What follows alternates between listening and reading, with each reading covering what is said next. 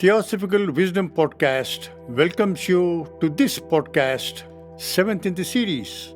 The subject of our discussion in this episode is culpability in the present incarnation for misdeeds done in the previous one. In the previous podcast, sixth of the series, two objections brought forward against the doctrine of reincarnation were mentioned. The first objection is, since we do not remember our past lives, reincarnation cannot be true. The second objection is, punishment we suffer in the present life for offenses we have supposed to have committed in the previous life due to the operation of the law of karma is unjust, because we do not remember or do not have a knowledge of what offense we committed in the past life. In the previous podcast, number 6, we considered the first objection, that is, non-remembrance of experiences of previous life, and showed that this objection is not valid. Now, in this podcast, we will consider the second objection, the question of our culpability for misdeeds we committed in previous life. This is one of the objections to the theory of reincarnation, that since we do not remember the supposed misdeeds done in the previous life, it is unjust that we must suffer the penalty for it in the present life. Therefore, the theory of reincarnation is unjust and not true.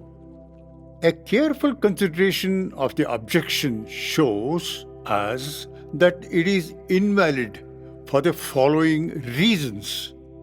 In the present life we are living, many of our experiences of earlier years are forgotten, yet we experience the effect of it in later years. For instance, it is well-known fact of individuals suffering some emotional problem or some debility caused by some traumatic experience they went through during their childhood or early years of life, but which they do not remember. A nurse, for instance, tells some horror story to a child in her charge. The seed she sowed in the child's mind develops into a fear complex as the child grows to adulthood. But the person may not have remembered the cause of it, the horror story told by the nurse. Can we say that because the person does not remember his childhood, in which seed of fear was sown by the nurse, he ought to be exempt from the ill effect of it in his adulthood? Many of the phobias people suffer from are of this nature. Cause of it they are not able to recall to memory. Therefore, it is illogical to suppose that the ill effects we suffer from at the present time is unjust because we do not remember our own action in the past which caused it. Take another illustration. Can a man in his old age, charged with an offense he committed many decades ago when he was a youth, plead exemption from punishment by the penal law of the land because he does not remember it? Can non-remembrance on his part of his past misdeeds obliterate the effects produced all around by his deed?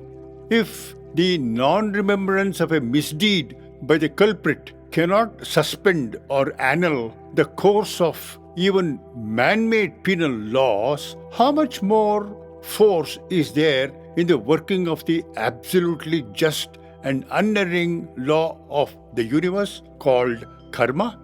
How can the chain of cause and effect break and come to nothing because of loss of memory on the part of one who produced the cause?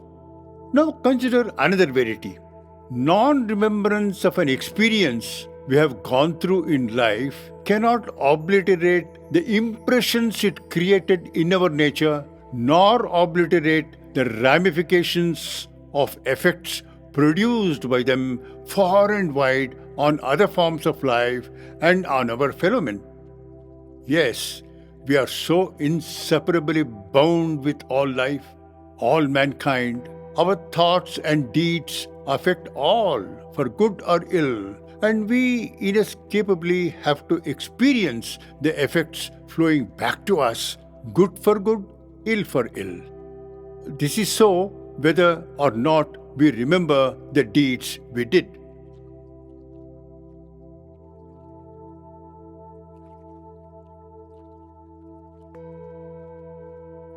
Now consider yet another important truism.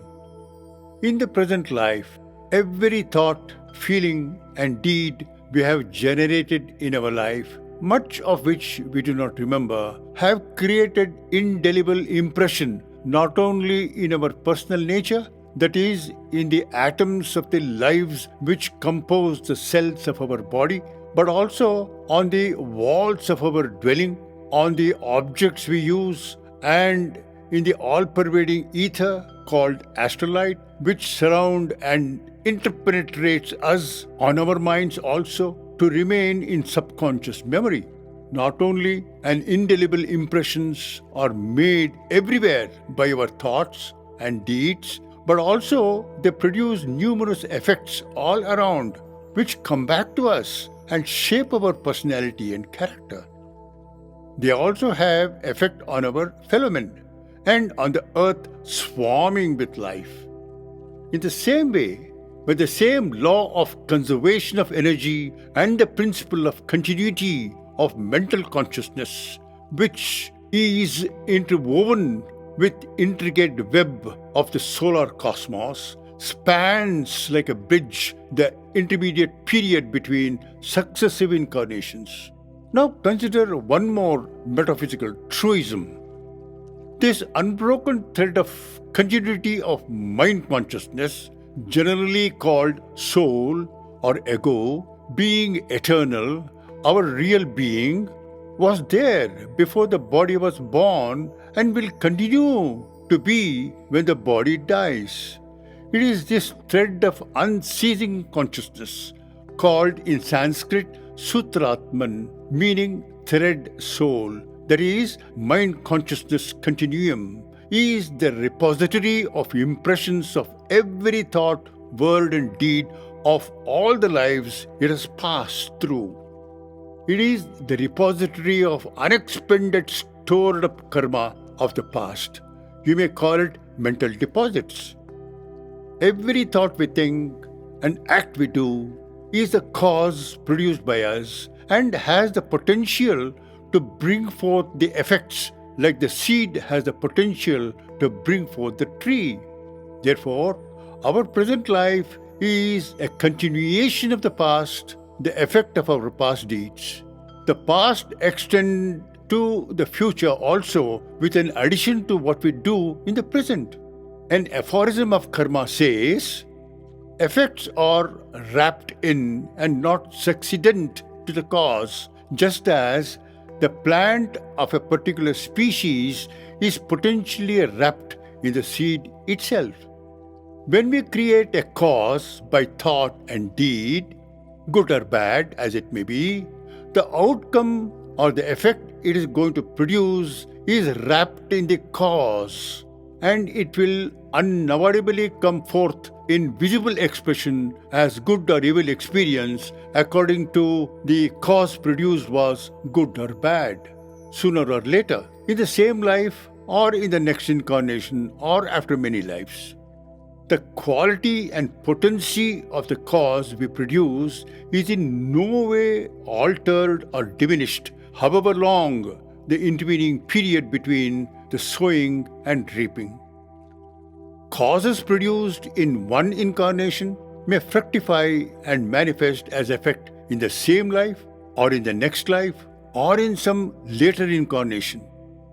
The causes as seeds are indelibly impressed in the ground of the principle of mind consciousness continuum, the soul ego, which add to the vast stock of unexpended karmic causes we have accumulated over many past incarnations.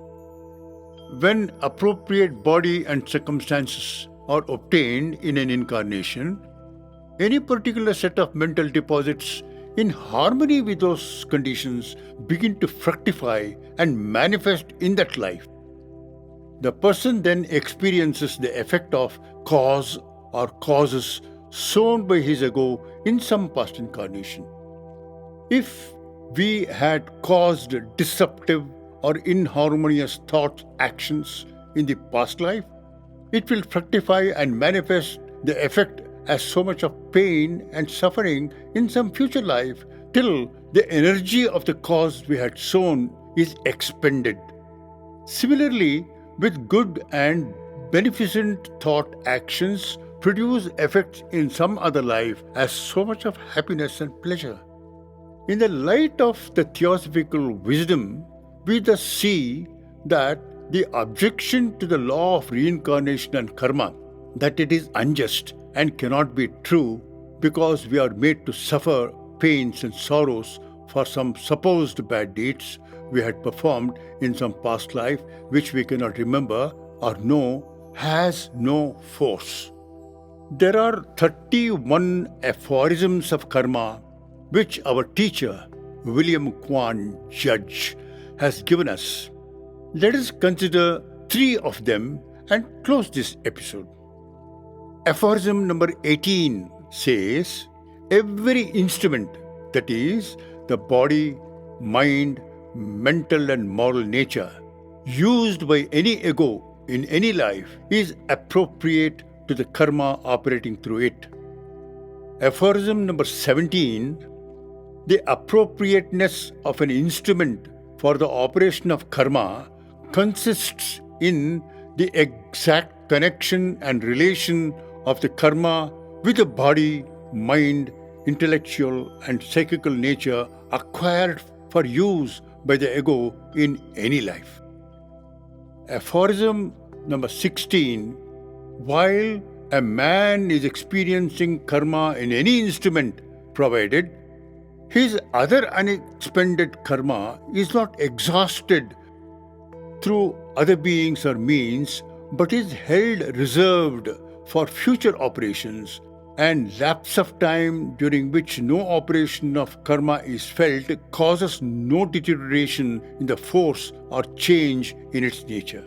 If these 3 aphorisms are carefully considered in the light of the explanation offered, it will enable the inquirer to comprehend the immutability, unerring justice and equity of the law of karma and reincarnation. If you have any queries and comments on the subject of this episode or on any of the series of episodes we have podcast, you are welcome to communicate the same to us to our email address bangaloreult@gmail.com or ultindia.org. Thank you.